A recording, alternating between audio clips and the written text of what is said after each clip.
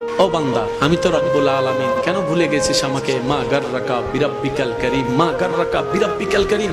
যারা 2 মিনিট ভালোবাসে তাদের জন্য তুই কলিজা কাইটা দেস, আর আমি যে 24 ঘন্টা তোরে ভালোবাসি, যত্ন নিই, আমার কথা কি তোর একবারও মনে পড়ে না রে বান্দা?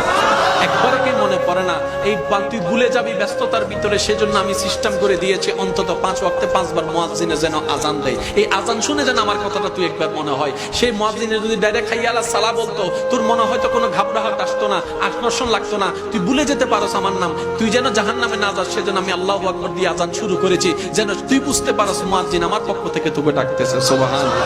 ও বান্দা, মা গাররাকা বিরাব্বিকাল কারীম, আমি কি তোকে সকালে নাস্তার ব্যবস্থা করে দিই নেই? তোর বউয়ে, তোর মা, তোর বোনে হয়তো রান্না করেছে, রেডি করেছে, কিন্তু নাস্তার রিজিকটা তো আমি দিয়েছি, পাউরুটির রিজিক হওয়া তো আমি দিয়েছি, পানিটা তো আমি দিয়েছি, খাবার নিয়ামত তো আমি দিয়েছি, পাকস্থলী তো আমি দিয়েছি, হজম শক্তি তো আমি করিয়েছি। বান্দা সুবহানাল্লাহ। ও বান্দা, তুই যে দুপুর বেলা ঘরে আসবি কিংবা বাহিরে তুই খাবারটা খাবি, সেই খাবারটাকে বাদটাকে আজকে যেটা তুই রান্না করে দুপুর বেলা খেয়েছিস খাবি, ওই খাবারটা তোকে খাওয়ানোর জন্য 6 মাস আগে 7 মাস আগে আমি অমুক জায়গায় কৃষককে মাঠে নামিয়ে দিয়েছি, দান হিসেবে ওটা তুলেছি।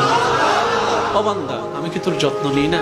তুই সবাইরে মনে রাখলি, শুধু আমাকেই ভুলে যাচ্ছিস, আমাকেই ভুলে যাচ্ছিস, আমাকে ভুলে যাচ্ছিস। বান্দা, আমি কি তোকে সর্বোচ্চ ভালোবাসি নাই? আমি কি বলি নাই আলহামদুলিল্লাহ রাব্বিল আলামিন? আমি কি বলি নাই আর রহমানির রহিম? আমি কি বলি নাই লা তাকনাতু মির রাহমাতিল্লাহ? বান্দারে, মনে রাখবি, ইচ্ছাই হোক অনিচ্ছাই হোক, একদিন আমার কাছে তোর আসতেই হবে, আসতেই হবে। কুল্লু নাফসিন যায়িকাতুল মউতের মাধ্যমে আমার কাছে আসতে হবে। কিন্তু আমি চাই ওই আসার দিনের আসার আগে তুই স্বইচ্ছায় সজ্ঞানে সবকিছু সিলিন্ডার করে আমি রবের দরবারে ঝুঁকে যা।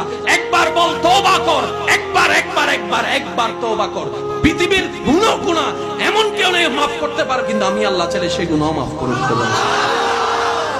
একবার শুধু তওবা কর, একবার কর। তুই শুধু এতটুকু বল, মাওলা ভুল করছি, মাফ করে দাও। তোর এটাই বলা হয়ে যাবে। আফসোস আমাদের জন্য, সে মাওলার দরবার ফেলে আমরা দুনিয়াতে ঘুরতেছি। এবার বলেন দোষ কাদের? আমি কথাটা শুনি নাই, দোষ কাদের? আর একটা কথা মনে রাখবেন, আমাদের জীবনে যা দুঃখ কষ্ট, বেশিরভাগ দুঃখ কষ্টের জন্য আমরা নিজেরাই দায়ী। এখন অনেকেই জিনিসটা হয়তো মানতে চাইবে না। এবার শুনেন, আমার আপনার আমাদের সবার বাঁচার জন্য গাছের দরকার আছে না নাই? জোরে বলেন। পৃথিবী টিকে থাকার জন্য গাছের দরকার আছে না নাই? ঋতু ঠিক থাকার জন্য গাছের দরকার আছে না নাই? যেমন আমাদের এক সময় ছিল 6 ঋতু, এখন কিন্তু 6 ঋতুর অস্তিত্ব দেখা যাচ্ছে না। কিছুদিন পর হয়তো 6 ঋতুর মধ্যে যা আছে এগুলো আর থাকবে না, চেঞ্জ হয়ে যাচ্ছে। এবার সেই গ্লোবাল ওয়ার্মিংকে আপনি যদি প্রশ্ন করেন বিজ্ঞানীদেরকে, এই পরিবর্তনের কারণটা কি, ওনারা কয়েকটা কারণ দেখাবে। তোর মধ্যে একটা কারণ হচ্ছে আমরা বেশিরভাগ মানুষ গাছ কেটে ফেলছি। এবার বলেন, গাছ কি ফেরেশতাই কাটতেছে নাকি আমরা কাটতেছি? তাহলে আমাদের দোষের কারণে আমি সাজা পাচ্ছি। কিভাবে? আমি গাছ কাটলাম, আপনি সাজা পেয়েছেন, আপনি গাছ কেটেছেন, আমি সাজা পাচ্ছি। আমার কারণে আপনি দোষী, আপনার কারণে আমি দোষী। আমি কি বুঝাতে পারছি কথা?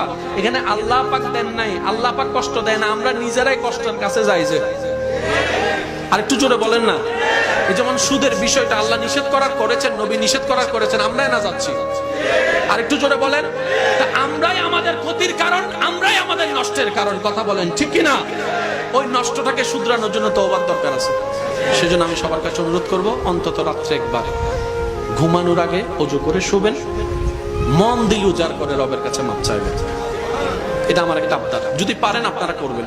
ওযু করে শুবেন, ঘুমানোর আগে কাজকর্ম শেষ করে মন দিল উজাড় করে, যেভাবে আপনার ভালো লাগে, শুয়ে পারেন, বসে পারেন, দাঁড়ায় পারেন, কোল বালিশ জড়ায় জোরে পারেন, কিংবা বালিশ চাপা দিয়ে পারেন, যেভাবে পারেন কান্না করবেন আর তওবা করবেন।